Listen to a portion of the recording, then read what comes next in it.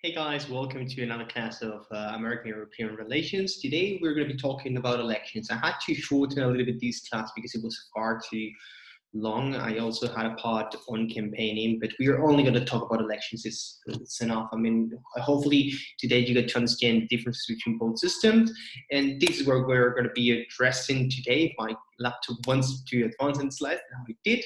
We're going to be talking about electoral system, a little bit of theory, very, very simple. I'm sure that most of you already know about this. Then we're going to talk about European and Spanish elections and what do we vote in those elections. And last, we're going to talk about financing and primary system in Spain. So quite a little bit. I'll try to, well, not to rush it, but we'll try to cover it all today and make it as clear as possible. Remember, important, I'm going to say this again in the other video, but next week we have a pop quiz because next week both classes are going to be on Russia.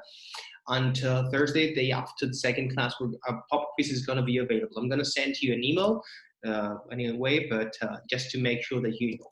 Okay, so let's talk a little bit about the electoral systems, and we know that there's a variety of electoral systems. We have majoritarian systems in which you can have systems as first past post, and this is the system you have in the US or in the UK, that whoever wins will take all the electoral votes of the college, or will take your representatives of their region, or members of parliament, or whatever.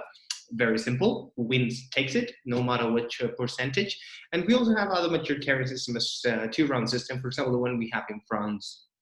In France, for example, when voting for the president of the republic, there will be several candidates, and out of those in contention, those who get the most votes will get to a second round, and only both of them will dispute the second round. Obviously, if one candidate gets more than 50% of the vote, there will be no second round, because that's obvious that he or she is going to win in the second round. And we also have proportional systems, and we can talk about pure proportionality. That is very rare, I have to say. That is just the percentage of vote you get, the number of representatives you're going to be getting, and bounded proportionality. That is when we have in most countries that we have some systems to allocate representatives. Actually, pure proportionality is what we have in the European Union. Well, we'll see in a second, actually, that varies from country to country, sorry. And bounded proportionality, yeah, I was saying there's a certain mathematical rule to allocate seats or whatever you are giving out in the election, so to say, based on that rule. And normally, I mean, it's proportional, but there's certain rule that doesn't make it pure proportional. Then, I mean, if we look at the map, we can see what I was saying already, that depending on the country, we have several, different systems, and there's no real rule how countries chose those systems. And then also a very interesting concept here is the difference between first order and second order elections. And the first way to understand these two terms, they're very straightforward, is looking at the data. For example, if you look at general elections, I'm talking about parliamentary elections in Spain, and we see that 75.75% of people voted in the elections of April 2019. 75.75. But if we look at European Parliament elections, we see that actually 2019, that same year, only a month later, only 60% of the voters went to cast their vote. And actually, it was that high. If we look at 2014, it was 43%. It was that high because in the same day, we voted for municipalities and European elections. And that is a difference. If we compare, for example, data of 2019 with 2014, we're talking about 11 million people difference. And why?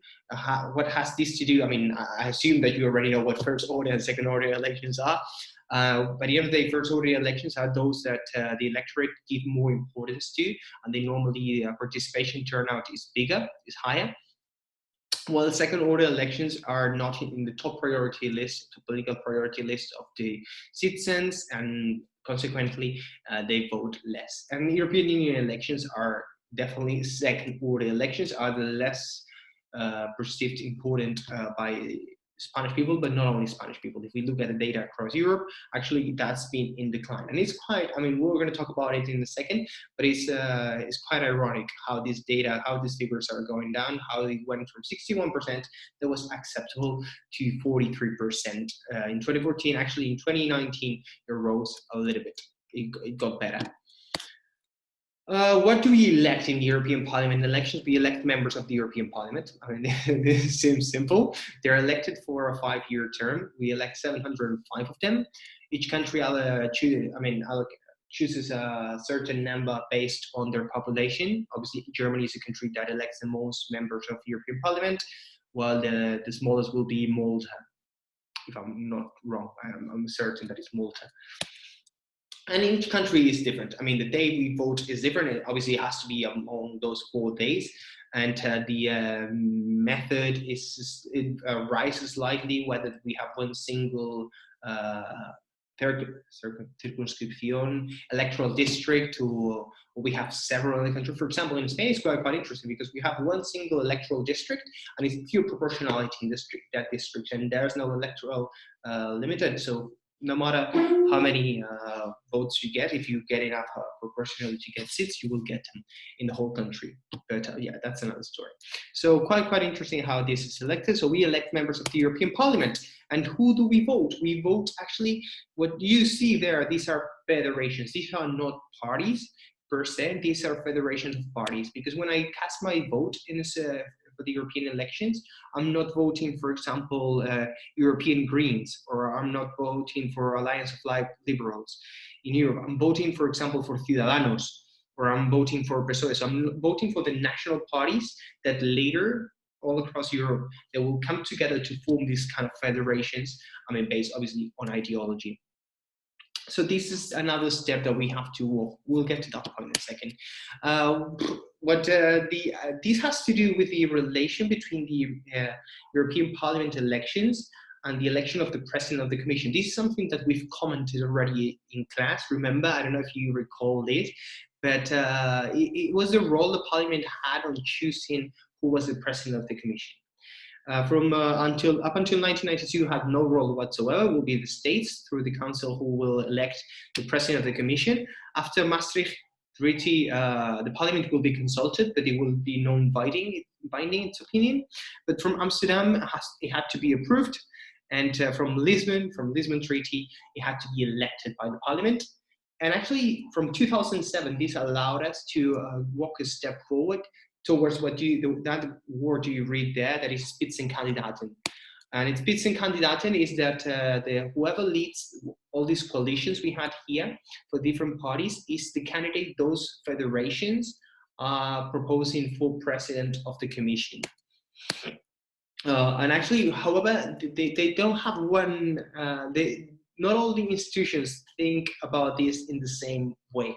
While Parliament says that it's ready to reject any candidate who was not appointed as a Spitzenkandidatin, because the European Council will be the one proposing who the candidate for the presidency of the Commission, the Parliament says that if it's not one of the Spitzenkandidaten, it will be rejected. However, the European Council is saying no. I mean, there's no automaticity. We're going to propose, it's our competence, and then the European Parliament will decide what to do after consulting.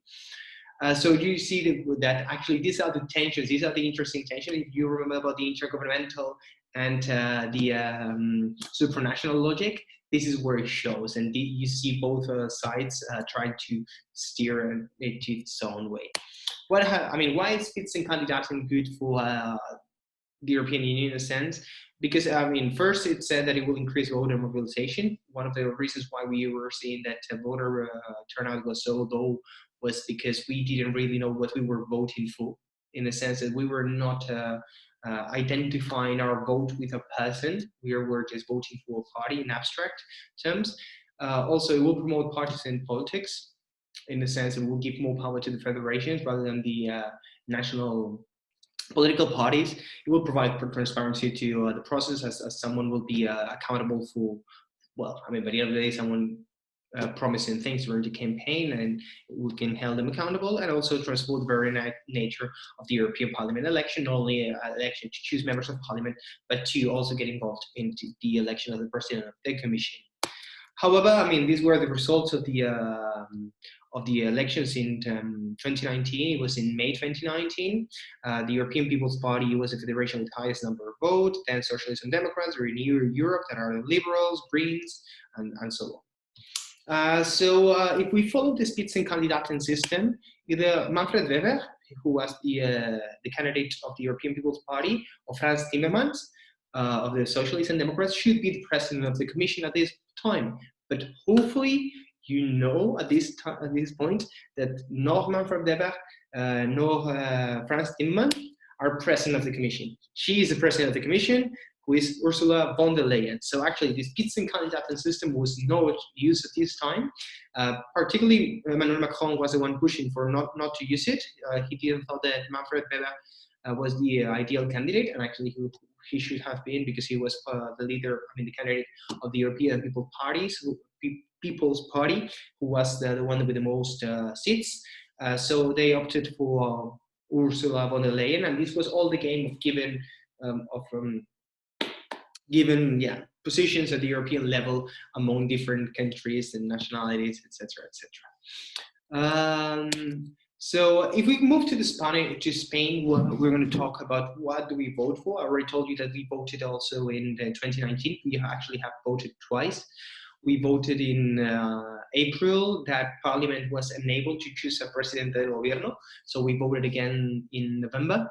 And what we elect is representatives. We don't vote for a president, as you do, for example, in the United States.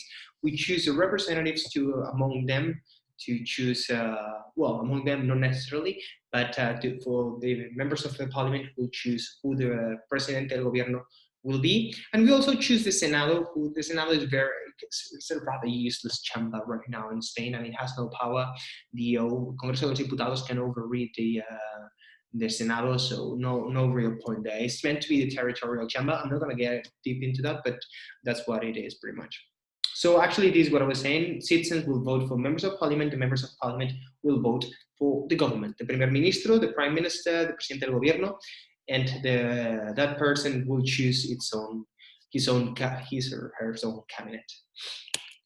Who is contending in our elections? Just to give you a small scope of what we are choosing, we have PSOE, we have PP, who is a right-wing party, Unidas Podemos left-wing, Ciudadanos, a liberal party, and Vox, a far right-wing party. So you see how our system is not a two-party system, but it's a multi-party system where several parties are contending. And actually, we're going to leave it here. We're going to have a small break now, and now we're going to move on into financing and democracy and primaries in political parties in Spain. So I'll see you in a minute after the break. Well, in a minute or whatever, however long you want this to make this pause. So yeah, see you guys.